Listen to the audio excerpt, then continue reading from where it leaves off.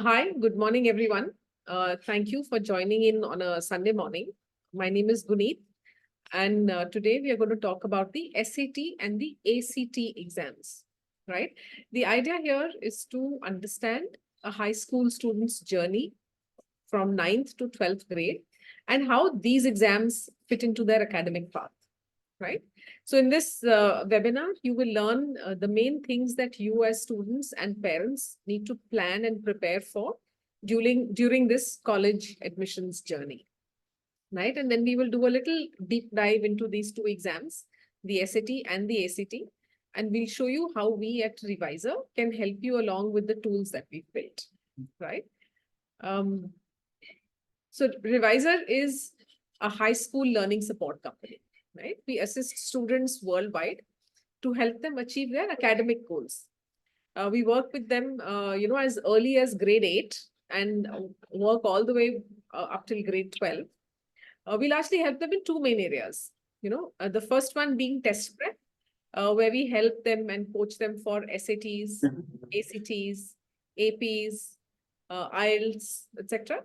And the second is the academic tutoring, where we do coaching for students for the Cambridge board, which is IGCSE, AS and A levels, and the IB board for subject tutoring. This is, the maths, physics, biochem, the subjects, right? So we've been in this space for about over 8 years now, and we worked with more than 4,000 to 4,500 families over the last 8 years. We have students from across 8+ countries, and we have offices in Gurgaon, but we are headquartered out of Bangalore, right? So let's try and understand the undergraduate college admissions abroad versus India, and why do the students need to take the SAT or the ACT at all, right? So the US school system is very similar to our state board or the PU system, that we have in India.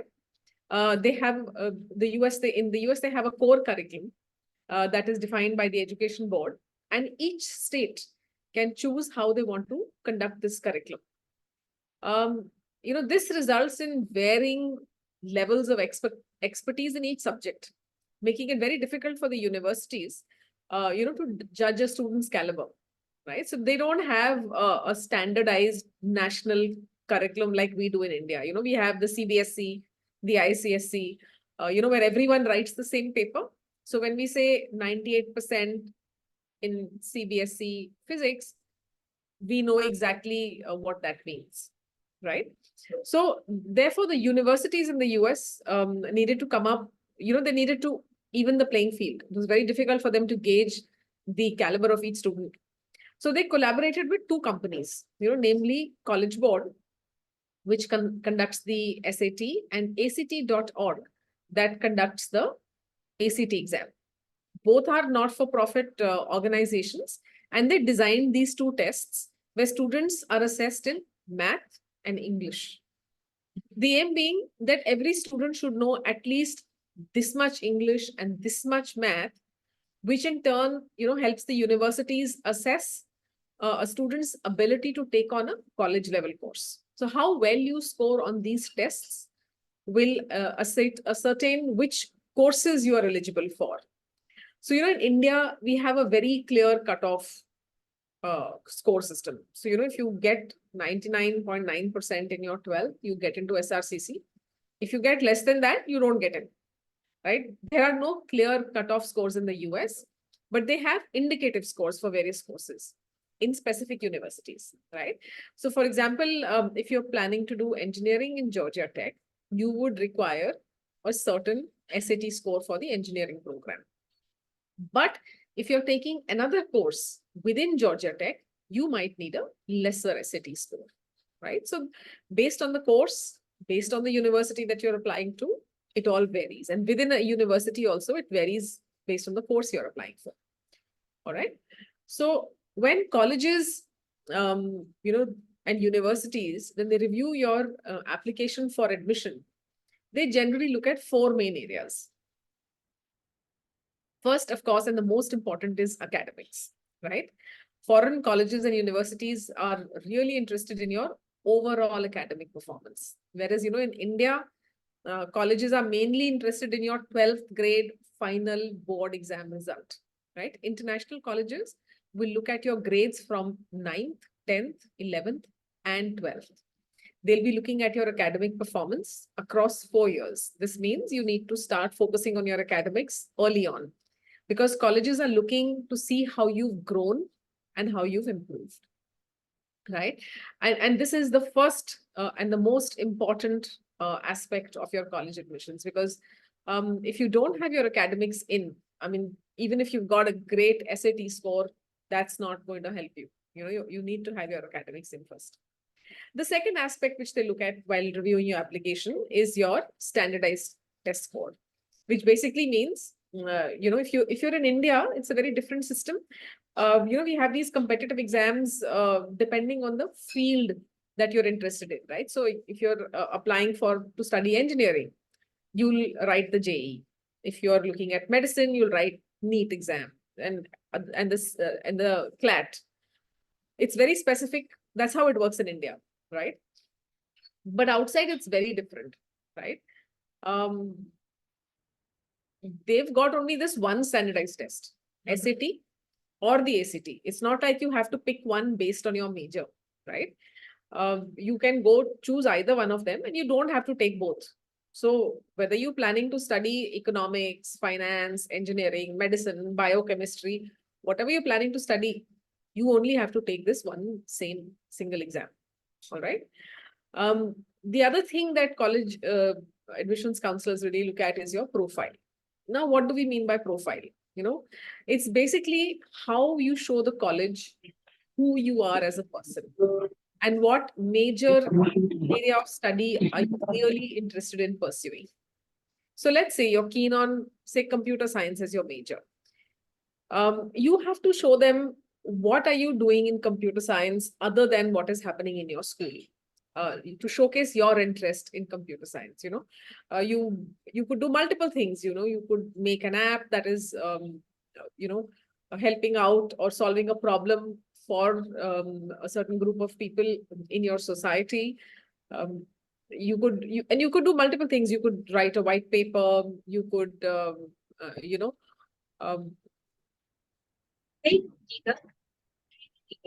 could write blogs. Get involved in community service. Can I request you to please mute yourselves so that there's no disturbance? Ahmed, can you do that? Yeah, sorry. So we were talking about the profile. So like I said, you can do there are multiple ways to showcase, if you're interested in a particular area, what have you done in that beyond school? And you getting involved in the community to solve a problem is also looked at very highly. So the possibilities are endless when it comes to showcasing your fit for a particular program or a particular institution that you're eyeing. Colleges are very interested in seeing your extracurricular involvement related to your intended field of study. So if it is computers, then you have to showcase computers. If it is, if you're looking at, sports, then it has to be something related to sports. What are you doing beyond what is happening in school, right? The fourth aspect is the college application process, right? There are various tasks in this, like, shortlisting of universities, completing applications, writing numerous essays, obtaining your letters of recommendation, and so on. But the most critical of the college application process is the essays that you write. Now, beyond these test scores and grades, the essays is a tool that you have that provides a window into your personality. What are you passionate about? What are your aspirations? This is one area where you can share your experiences, your challenges, your goals that have shaped your unique identity, who you really are. And essays also humanize your application. They allow the admission officers to connect with you on a personal level, right? So this is one opportunity that you have to stand out. So to make a lasting impression and to demonstrate your potential contribution to the campus community, you should craft these, put some effort into crafting these compelling narratives that authentically reflect who you are, right? Now, let's try and understand where in the student's timeline, we've spoken about quite a few things, and let's look at what fits in where. So in, academics, of course, happens all throughout, grade 9, 10, 11, and 12. Your focus has to remain on academics. We spoke about profile development, and that again happens across a period of 4 years. You could start your PSAT prep as early as grade 9, and that's what we usually advocate. Grade 10, you continue with your PSAT prep. You could write your PSAT if you like. You should start your SAT, ACT English prep while you're in grade 10. And we'll speak about why. In grade 11, your SAT, ACT full prep continues. You write your SAT and ACT. For the students who are US citizens, there is a PSAT that happens in grade, in October of grade 11, which they can write for an additional scholarship, the National Merit Scholarship. And students also write their APs if they wish to write them in grade 11, in the May of grade 11, right?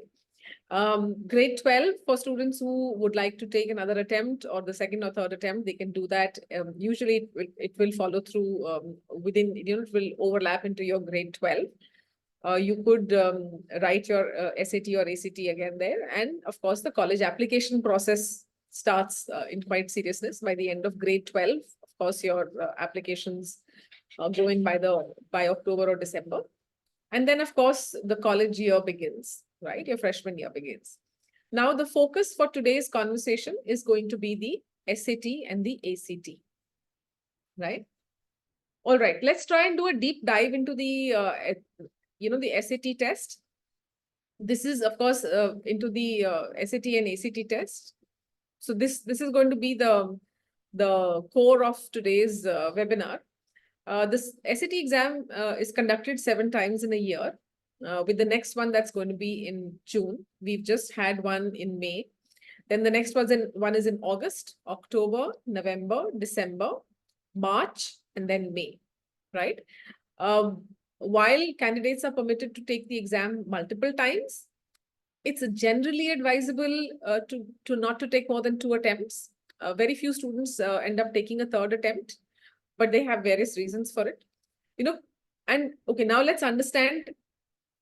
Colleges have varying preferences when it comes to standardized test scores, right? Some universities require applicants to submit all of their scores for every SAT and every ACT that they have taken, or whichever one you're showcasing to the university. Some will allow you to superscore. What do we mean by superscore? You can pick your best of English across tests, best of math across whatever tests you've taken, and showcase that to them, right? And some universities want you to submit only your best scores, but in a single test. It varies from university to universities, right? Some universities are test optional. That means that the student can choose whether they want to submit their test scores if they feel it strengthens their application, but they are not required to do so. Okay, test optional policies really came into play during the pandemic when the test could not be conducted anywhere easily. Then you have test blind universities. Standardized test scores such as the SAT and the ACT are not considered at all in the admission process. This means that the test scores will not influence the decision-making process for admission. Universities like the UCs are test blind, right? Some universities also mandate that you take the SAT or the ACT. They will not accept your application without a test score. These are usually the most selective ones like MIT, Yale, Georgia Tech. As of a month ago, Dartmouth and Brown have also chosen to become test mandatory. Now, the decision to take these tests depends on the policies of the universities that you're planning to apply to, right? So if you don't have a final college list prepared already, it might be a good idea to go ahead and take the SAT or the ACT, because if you try and take it last minute, right, you may not achieve your potential score. Moreover, as an Indian student, it's always advisable that you go ahead and submit your SAT and ACT score. That is, if you have a good score, unless you have a reason why you haven't done the SAT. Another aspect to note is that the acceptance of the SAT and ACT digital scores extends beyond the United States also. There are many other countries like Singapore, Canada, Australia, and even India, which recognize and accept the SAT and the ACT scores. Okay, let's look at the structure of the SAT exam. It's now a digital exam. You have the flexibility to use your own device if you want to. You can bring your laptop with the necessary software installed. The College Board conducts the test on an app called the Blue Book app, right? And you need to install this from the website on your computer. And you can attempt the test on your own laptop.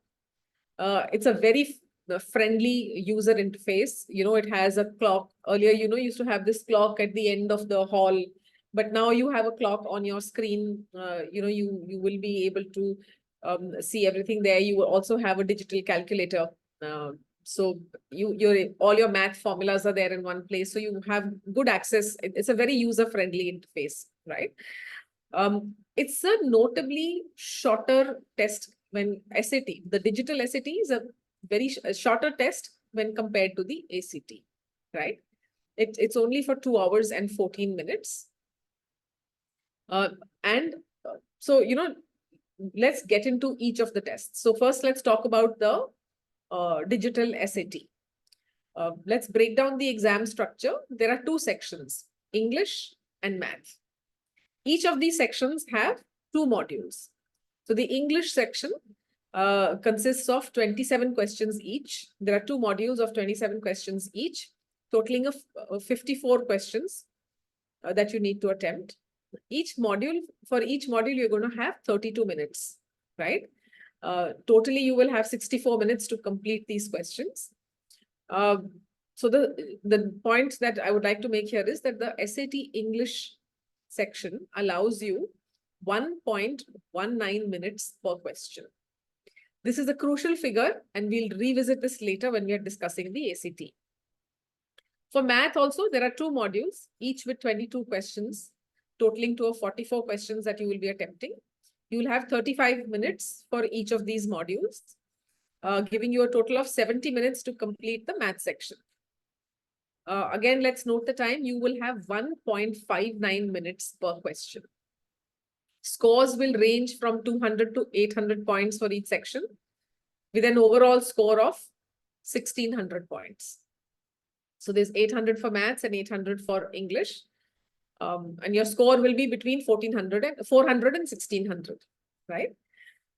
Aiming for a score of above 1,500 is advisable for those of you who are targeting top universities, because it typically it corresponds to a 99th percentile. In the SATs, in the reading and writing section, your comprehension, language use, writing skills are going to be put to test. You'll come across varying academic and literary passages, answering questions to gauge your understanding. The test segments includes craft and structure, where you interpret various texts.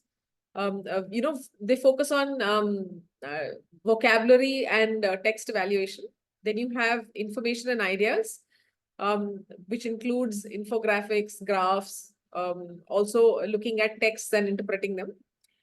Expression of ideas is refining written expression, and of course, standard English conventions, which are basic rules of English grammar, usage, punctuation, that kind of stuff, right? In the Math section, the content can be broadly categorized into 4 main areas. You have algebra, which has linear equations, inequalities, system of equations, problem-solving techniques. Then you have problem-solving and data analysis, covers topics related to data interpretation, ratios, rates, proportion, unit rates. You have advanced math, which includes quadratic and exponential equations. learning how to analyze and change equations. You have geometry and trigonometry. They focus on areas, concepts such as area, volume, lines, angles, triangles, trigonometric functions. Now, in the digital SAT, approximately 75% of the questions will be multiple choice questions, and 25% will be a student produced response question, wherein you have to come up with your own answer and input that into the computer, right? Another crucial point to highlight here is that the SAT math section is heavily weighted towards algebra. Almost 85% is algebra and other mathematical concepts, with only 5 to 7 geometry questions, which is about 10 to 15% of the total math portions. This is important here. When we compare it to the ACT, you will understand how, right? Now, the digital SAT is a section adaptive test. What do we mean by section adaptive? Now, in each section, there are 2 modules, right? We've spoken about module 1 and module 2. So everyone gets the same level of difficulty for module 1, right? Now, how well you do in module 1 determines which version of module 2 are you going to get. Supposing let's say you do well on, in module 1, you get pretty much, you scored, let's say 16 out of 20, right? Now you will get a version of module 2, which is more challenging, right? So, but this is good, right? Because it is potentially going to lead you towards a higher score. So you now have the potential, by getting this version of module 2, you now have a score that you can get between 680 and 800. Please note that these are all, random numbers that we are taking. Nobody knows the exact algorithm of the college board, and they're not going to disclose it to anyone either, right? Now, let's look at a scenario where you don't do very well on module 1. You will get an easier version, of module 2, but it takes you towards a lower score range, right? So let's say you get maybe 50% of the questions right, or 40% of the questions right in module 1.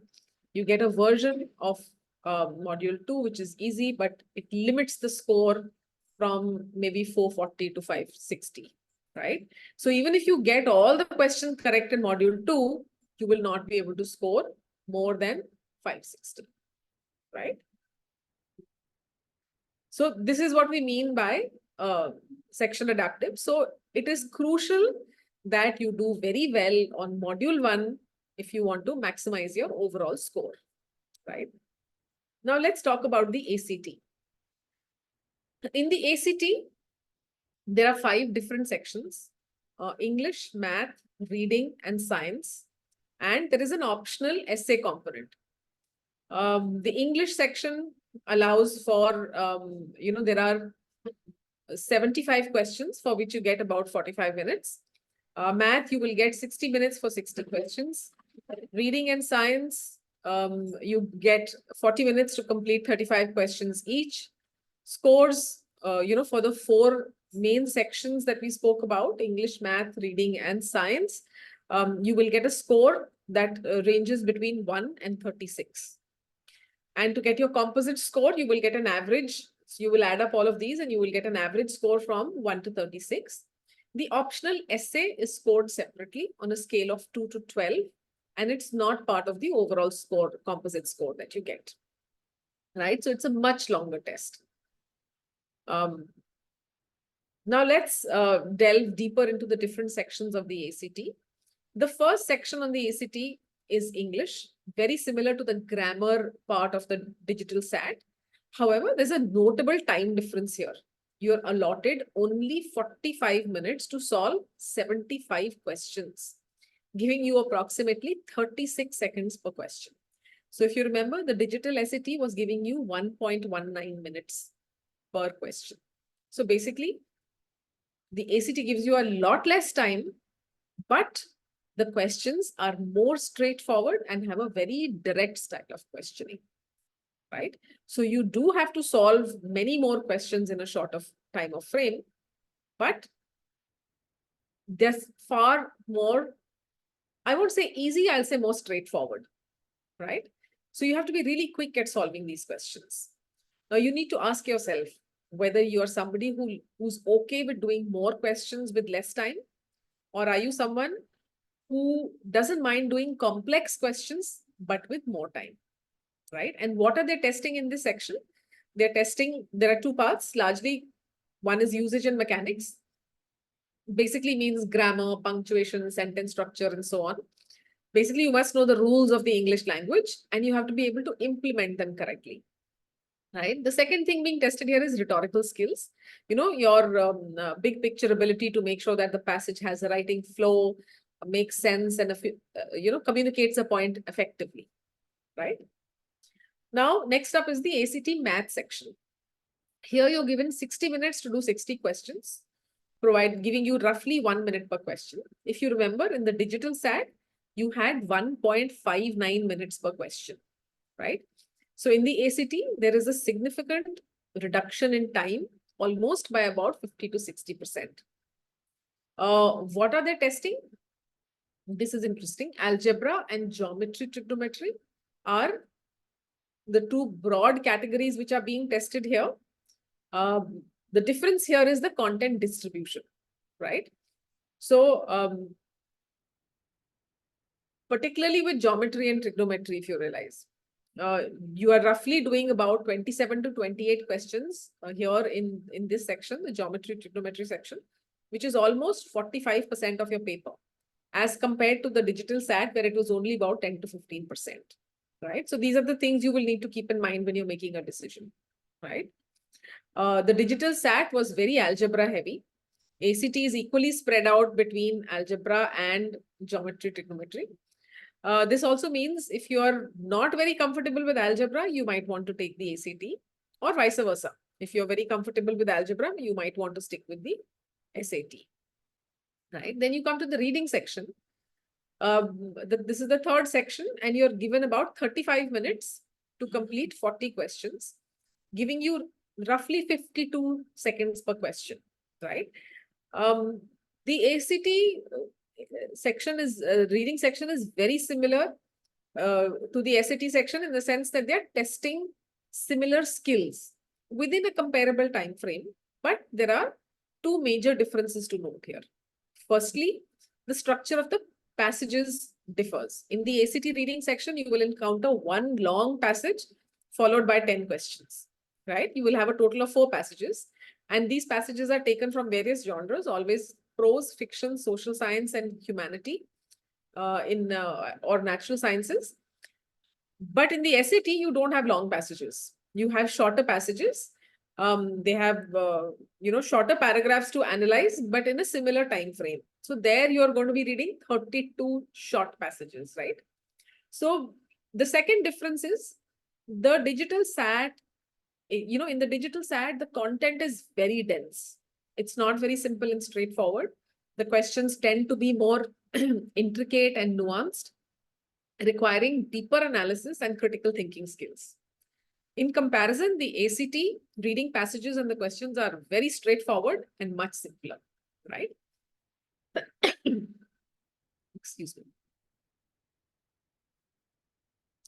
Okay, the fourth section that you'll come across in the ACT is the ACT science section. Many students and parents often worry about this, thinking, I'm not good at science, maybe I shouldn't take the ACT. Or I want to pursue a STEM course, so maybe I should take the ACT. So first of all, let's clarify, let's clear this misconception. In the ACT science section, you won't be tested on your knowledge of specific scientific concepts. Instead, you will read a science-based passage and answer questions based on the passage. It's very similar to reading comprehension, where you're analyzing passages which have been given to you, right? While, of course, being familiar with the content can be advantageous, it's not necessary. You'll typically encounter 6 to 7 passages, each passage followed by 6 to 7 questions with around 52 seconds per question. Passages vary from, various science genres. There'll be passages from physics, bio, chemistry, but you need to answer questions based only on the information provided within the passage. You cannot use any scientific knowledge from outside the passage. It's pretty much a reading passage. Only the content, instead of being literature, is science-based. That's the only difference. You require only reading skills to be able to do this passage. But like I mentioned, if you are a science student, you're going to be familiar with what is being discussed, right? So if they're talking about titration and you know what is titration, it's not something that you're not familiar with. But for science students, a psychology or a sociology kind of a passage may be equally, difficult, or they may find it equally unfamiliar, I would say, right? Next is the ACT essay. It's an optional component scored separately on a scale of 2 to 12. You will be given one prompt and you will have 40 minutes to write the essay, right?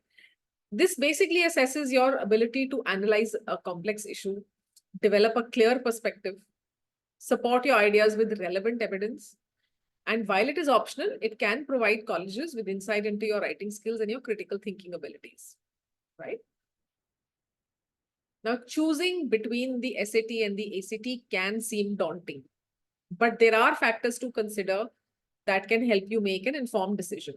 Firstly, consider your own strengths and weaknesses. The SAT tends to focus more on reasoning and critical thinking skills, whereas the ACT is more content-based and has a direct style of questioning. Now, now the big point here to be noted is, if you can do critical thinking, critical analysis, the SAT is the correct test for you. If not, you are going to find that you hit a glass ceiling at some point. Usually, you'll see 1350, 1400, and you can't seem to go beyond that. It's not, you can either do critical thinking or you cannot do critical thinking, right? They are testing what you've been reading, how you've been reading for the past 5-6 years. There is no silver bullet there. You can either do it or you can't. Whereas on the ACT, the more you practice, the better you get at it. They're not testing your critical thinking skills.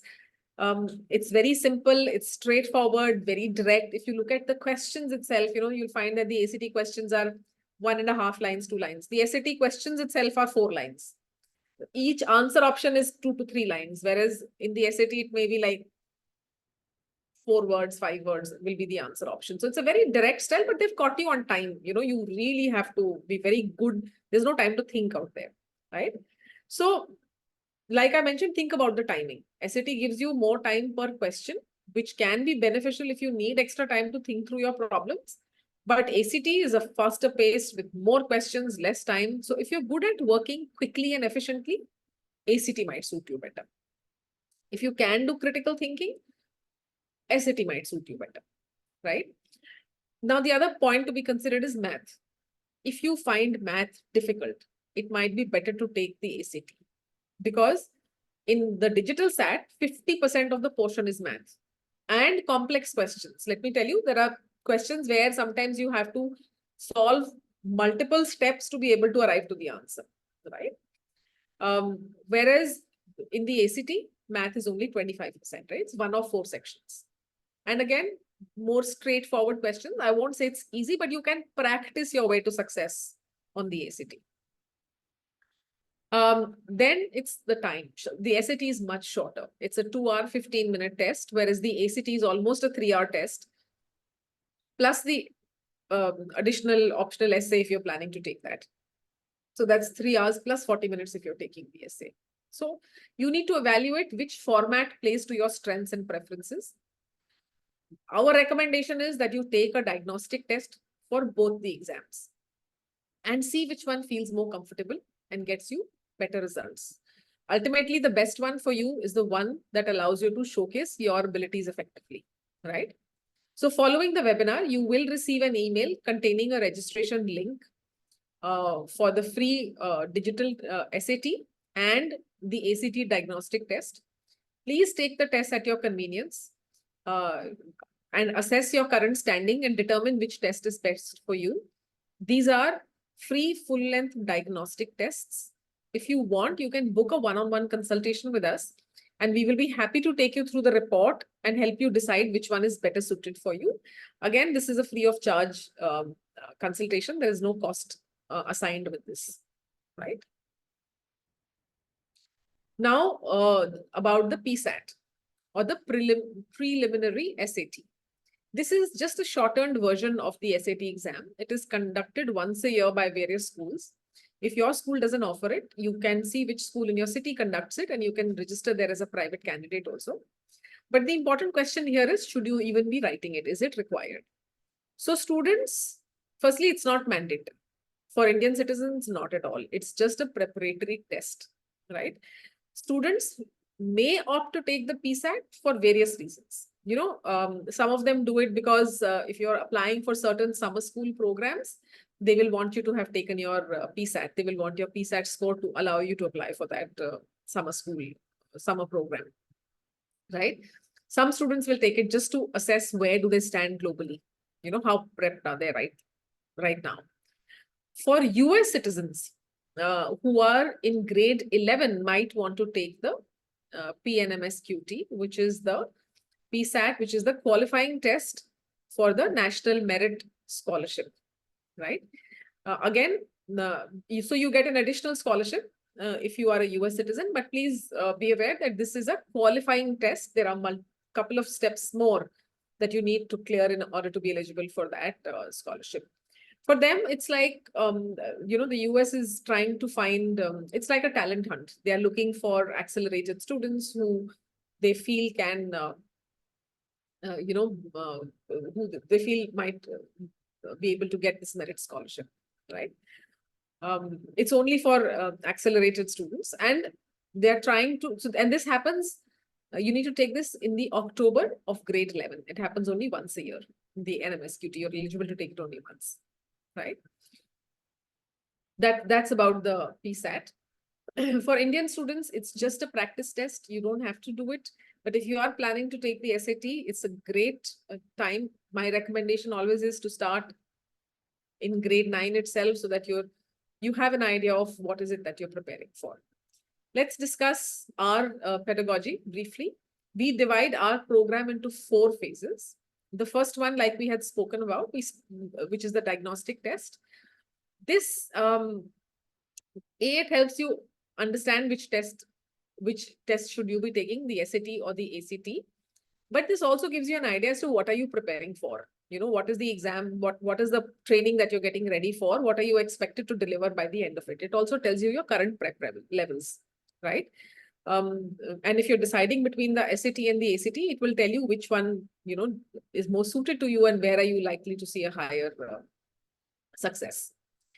Then we move on to phase 1, where we provide online tutoring sessions, totaling between 35 to 40 hours for math and English combined. Each session lasts for about 2 hours, followed by assignments. And these sessions can be conducted in group or one-on-one, depending on whatever you're opting for, whichever program you're choosing. After the classroom sessions, we have phase 2, which involves practices and section tests. Each student is assigned a dedicated program coordinator or mentor who conducts online meetings to assess their areas of strength and weaknesses. Based on this assessment, the mentor designs a personalized plan to address the student's needs. If required, they may be directed back to classes, or remedials are put into place. Sometimes even extra one-on-one sessions with the faculty is given. That's all about phase 2. Then we move on to phase 3. Students focus on full-length practice tests, completing at least 10 to 15 mock exams before they go for the final test. The mentor continues to monitor their progress and adjusts the plan accordingly to ensure that there is constant improvement. All these phases take place on a digital platform where students have access to comprehensive practice materials and experience the same style of questioning as in the actual SAT exam, right? Again, our programs offer various modules to cater to various needs. We have the full SAT ACT training program, which I had mentioned can be done in batch classes or individual one-on-one programs. But if a student in the diagnostic test, if we see that the student requires only English or only math, those programs are also available. For some accelerated students, we also have self-paced programs. Basically, it will have lesson videos, self-paced exercises, mock tests, and everything is there. It basically gives them a comprehensive checklist to ensure that they haven't missed any aspect of the test. We also have programs where they can only do mock tests on a digital platform. So we provide customized options to suit individual requirements, right? In the past, our students have gained admissions into some of the top universities across US, Canada, Singapore, and the UK with their test scores. Our students have achieved impressive SAT scores with the highest reaching 1590 and an average of about 1450. Similarly, on the ACT, the highest score attained is 36 with an average between 30 to 36. Again, these remarkable achievements reflect the effectiveness of our program in preparing the students for success in standardized tests and helping them, which then helps them to secure admissions in prestigious institutions worldwide. So, now I'm happy to take on your questions. We've covered a lot of ground. Now it's your turn to steer the conversation. So I would love to hear your thoughts and your questions and any insights that you'd like to share. I'm sure I think we already have some questions. So let me start with, do all universities top 40 support super scores? No, this is individual to every university. Every university, you'll have to look at each individual university. Some will allow you a super score, many will not. Like I mentioned, the 2-3 categories, it varies from university to university. So my son has a SAT 1480, Math 790, English 690. Do you provide specific assistance for SAT English section? Yes, we do. He can sign up only for the English section. And again, within the English section, also there are multiple programs. You can either choose for one-on-one training, complete training for only the English section, or you can choose a self-paced program only for English, whereas I'll just go through the lesson videos and all of that. Or you can say, even choose a block of hours where you're saying that, this is the only one topic that I'm struggling with and I want to only discuss this topic. Or you can say, if there are some people who have taken up our only mock tests, and then they can say that we are only wanting to sit with faculty and go over our, you can take a block of hours to just discuss the questions you got wrong in English. So it completely depends on what you want to do, and we are happy to provide customized plans for everyone, right? Then there is, who should take the essay? Very specific. See, it's an optional component, but students who do take the essay are basically showcasing. And I think a very important point to note is, we Indians have a very bad reputation of getting other people to write our essays, college essays. So when you have taken a test or you've written an essay within the 40-minute period where it's a proctored test, it basically shows to the universities that, you do write well and you're willing to take on a test. You're willing to write an essay, validates that your essays are your own. And also it showcases to the university that you've chosen a difficult option and you've not kind of taken the easiest one out. So those are the people who should be taking the essay. When are the PSAT exams conducted? They're conducted once a year by the school, and you will be able to find that information on the website as to when is it happening this year, right? Usually in the month of October. Are these tests for different colleges? This is Tazim's question. Tazim, I'm sorry, I don't understand the question. Are these tests for different colleges? What do we mean within the US? Some colleges outside of the US also accept these, test scores. And quite a few universities in India also now give preference to these tests also. Okay, how are the marks calculated in the SAT? Okay, so the College Board scales your test. So it's not that you get how many correct questions will give you, what score will you get. It's not really a very mathematical black and white equation. Each question is weighted differently. So which question you get correct and which question you get wrong will have different weightage. They have their own algorithm. They do not disclose it to anyone. And it's usually across they are gauging the difficulty of the test across various tests which are conducted every year. So if College Board thinks it is an easy test, one question wrong may be penalized even for 30 or 40 points. But if the College Board thinks that the test that they've given is slightly on the more difficult side, you may be able to get 2 questions wrong and get away with only 30 points or 20 points deducted. It's completely onto the College Board, and they don't really disclose which test they think is hard and which test they think is easy. It all depends on when you get the scores, we begin to understand, okay, they thought this test was difficult or easy. I hope that answers your question. Okay, we have, can you please clarify again between ACT, SAT, and who requires ACT? Again, colleges in the US do not differentiate between the two tests. You can choose to take either the SAT or the SAT. From a college perspective, acceptance, college admissions perspective, they don't care who takes it. Which test have you taken? They are both considered at par. I think the decision is more on which one the student thinks he can do better on, right? That's the key here. Planning for post-graduation abroad, how would we prepare and what exams is there for? Okay, then you are looking at a GRE, GMAT, these are all for undergrad. When we're talking about SAT, ACT, these are exams for the undergraduate programs. Post-grad, you would either need to take the GRE or the GMAT. That's what you should be looking at. How can we get the fee structure of your classes? We will be sending you, you can just send us your email ID. I can email a brochure to you, which will be able to tell you what is the fee across which program.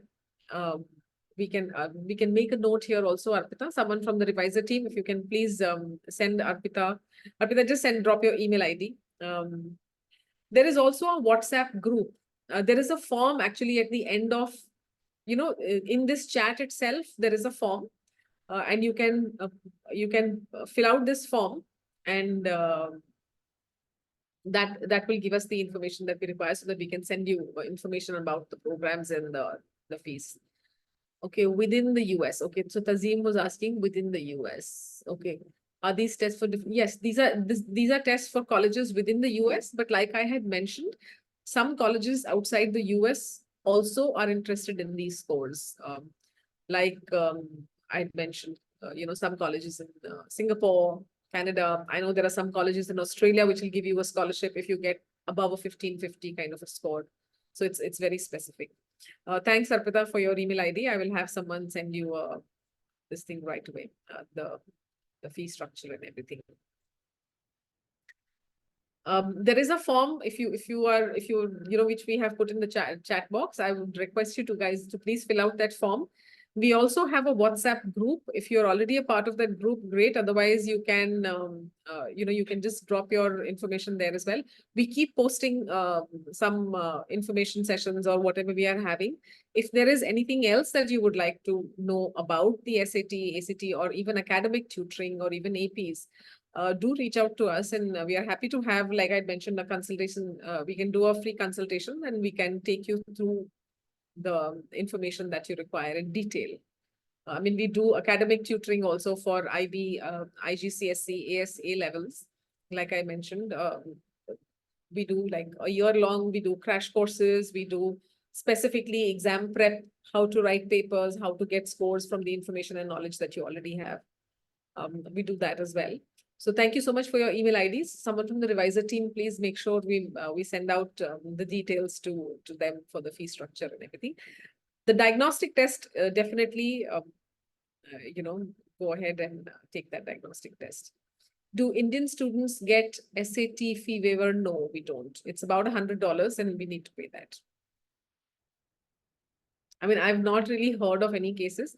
But if you think you are eligible for a fee waiver, please write to the College Board. That's the best thing to do. They usually reply to emails within 2 to 3 working days, and you will be able to know if you're eligible for a fee waiver. Not that I've heard of anyone getting that. Now, usually between the SAT and ACT, do students of IB board also have to give the SAT exam? Yes, it is college specific. If you're applying to a college that mandates the SAT score, then you have to write it. Irrespective of the curriculum that you're doing. If it is optional, like I mentioned, it's an add-on. it's basically going into, when you're going into their area to do their program, this is a test that they have designed. So if you take the test and you do well on it, do they understand IB? Absolutely, they understand it completely. But if you have taken their test, it does boost your application getting a good score. But the universities who mandate it, yes, you have to write it for those universities. Okay, my daughter is in class 8, IB board. What should be the right course of action to approach for the SAT and ACT exams? Okay, so we usually recommend that start off your English prep. See, SAT has a reasonably comprehensive reading list. So the first thing that you need to do is get your children to start reading. They need to start, it's not only required for the SAT, it's even required for college. There's a lot of reading that you're required to do, pre-reading that you're required to do, a lot of research you're required to do to study there.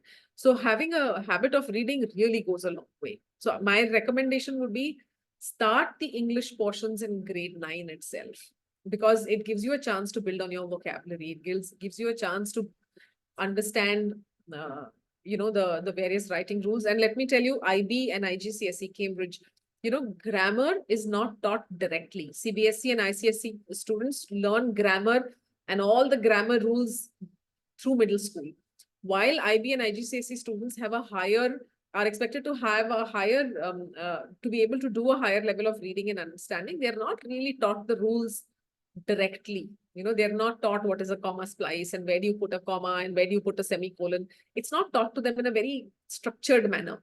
So knowing the rules, applying the rules, all of this takes time and practice, right? So I would recommend English portions from 9th to 10th, maths portions as soon as you finish grade 10, the summer vacation of your grade 10, and give your first attempt in maybe August or September, October.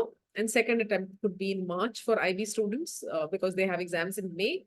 And finish your SAT or ACT within grade 11. Grade 12 gets very hectic.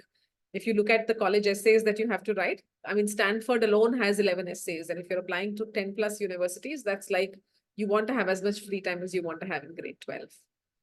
Okay, how should a student who is applying for 25 intake past 12th in 2024 strategize? My recommendation is please get in touch with us for a consultation. We can sit and understand exactly what is, the thing that you need. You for them, I think, I'm assuming college applications you must be applying at the end of 2024.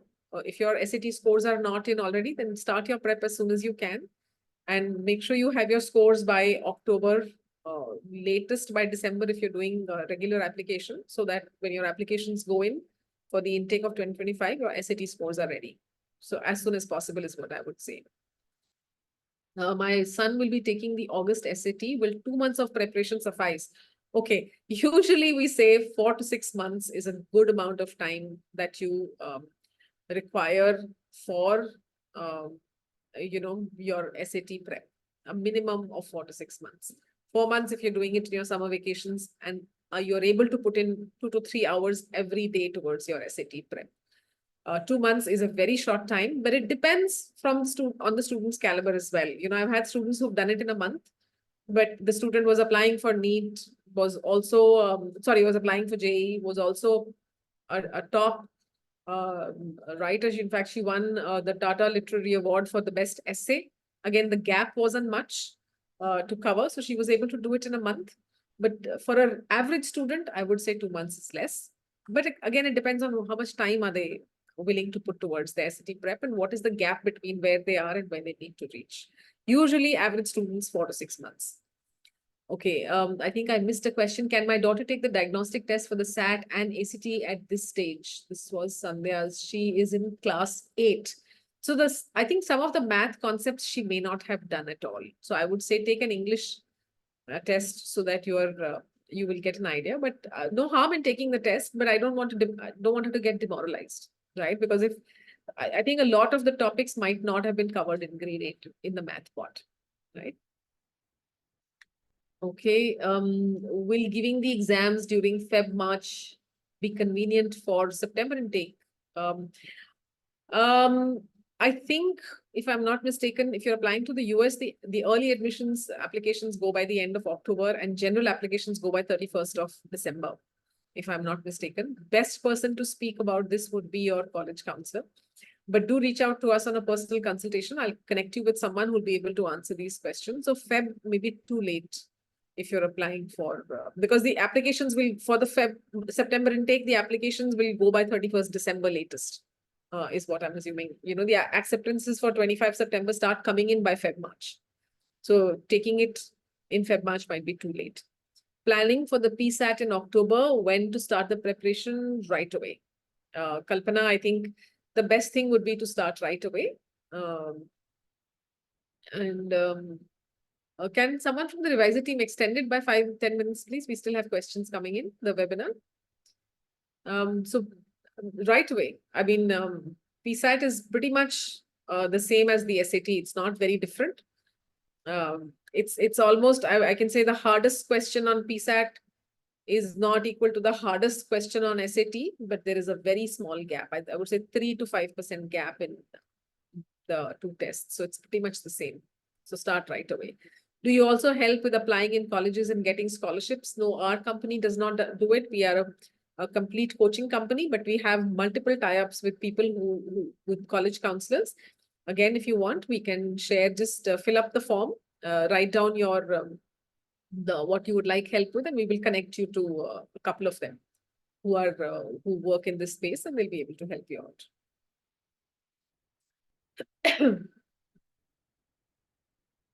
Any more questions? All right. So then, as we wrap up today's presentation, I want to thank each and every one of you for your active participation and engagement. We've covered a lot of ground. I hope you found the information insightful and valuable. We are more than happy to connect with you one-on-one, free of charge, and we can see where we can work out the best towards this. Please feel free to write into us. My number is there on the screen. You feel free to call me anytime. Your inputs are greatly appreciated, and thank you so much for your time.